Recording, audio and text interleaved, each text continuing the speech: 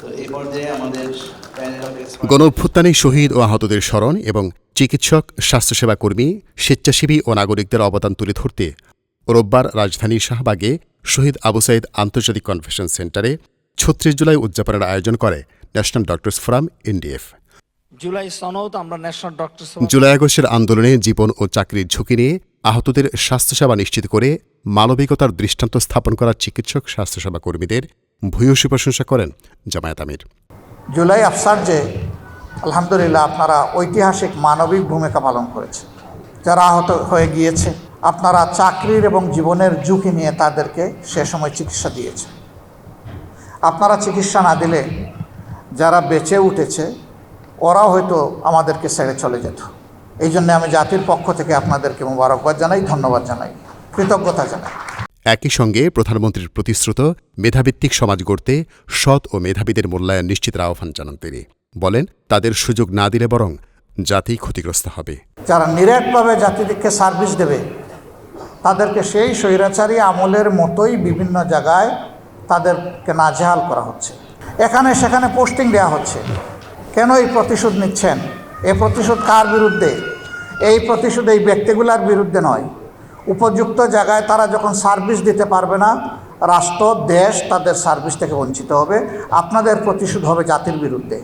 জুলাই আন্দোলনের এই অসাধারণ ভূমিকা রাখার কারণে এইসব প্রফেসরদেরকে বদলি করে দেওয়া হয়েছে।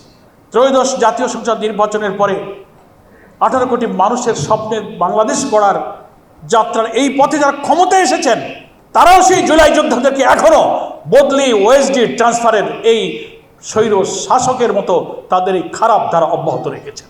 ক্ষমতাচ্যুতদের ফিরে আসার হুমকি প্রসঙ্গে জামাত আমির বলেন, যে মানুষ প্রতিদিন বলে বেড়ায় আত্মহত্যা করবে, সে সাধারণত আত্মহত্যা করে না।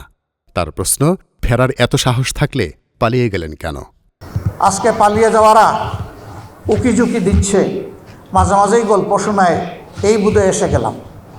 যে মানুষ ডেইলি একবার বলে আমি আত্মহত্যা করব, ও জীবনেও আত্মহত্যা করে না। আর যে বীর যুদ্ধের ময়দানে লড়ে যায় সে বলে না যে আমি একজন বীর যোদ্ধা, বরঞ্চ জাতি বলে যে সে একজন বীর যোদ্ধা। এত সাহস তাহলে গেলেন কেন?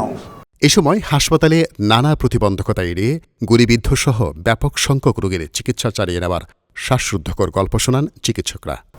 18 জুলাই প্লেট ইনজুরি পেশেন্টগুলোকে যখন রাউন্ড দিচ্ছি, দেখা গেছে সিটি স্ক্যান করে ব্রেন স্টেম বা সুষুম্না কাণ্ড যেটা বলে, যে আমাদের যেখানে আমাদের হার্ট এবং ফুসফুসের কেন্দ্র থাকে, যেখানে গুলি লাগলে আসলে মানুষ মারা যায়, সেখানে প্লেট বিদ্ধ হয়ে এসেছে। পরবর্তীতে আমরা দেখব সেখানে বুলেট বিদ্ধ রোগীও আমরা ট্রিটমেন্ট করেছি। কারো হয়তো বাঁচার উসিলা হতে পেরেছি, বেশিরভাগই হয়তো উসিলা হতে পারি না। যখন হসপিটালে যেতে বাধা হচ্ছিল, বাসা থেকে অ্যাম্বুলেন্সে যাচ্ছিলাম। একটা পর্যায়ে আন্দোলনরতদের মধ্য থেকে যারা দায়িত্বশীল ছিল তারা বলছিল যে নতুন নতুন সব আন্দোলনকারীরা আসছে, আপনাদেরকে সবাই হয়তো চিনবে না, সেই কারণে অ্যাম্বুলেন্সে যদি কোনো রুগী না থাকে আপনাদের উপর আক্রমণ হতে পারে, এবং প্রতিদিন যেহেতু আসছেন আমাদের শত্রুরা আপনাদেরকে টার্গেট করতে পারে। সেই কারণে বিকল্প পথ কীভাবে করা যায়, আমরা দীর্ঘ 6 কিলোমিটার পথ হেঁটে কয়েকদিন গিয়েছিলাম অ্যাম্বুলেন্সের পরিবর্তে। অনুষ্ঠানে জুলাই অভ্যুত্থানের চেতনা সমুন্নত, আহত ও জুলাই যোদ্ধাদের পাশে থাকা এবং দেশ ও মানুষের কল্যাণে চিকিৎসক সমাজকে ঐক্যবদ্ধভাবে কাজ করার প্রত্যয় ব্যক্ত করা হয়।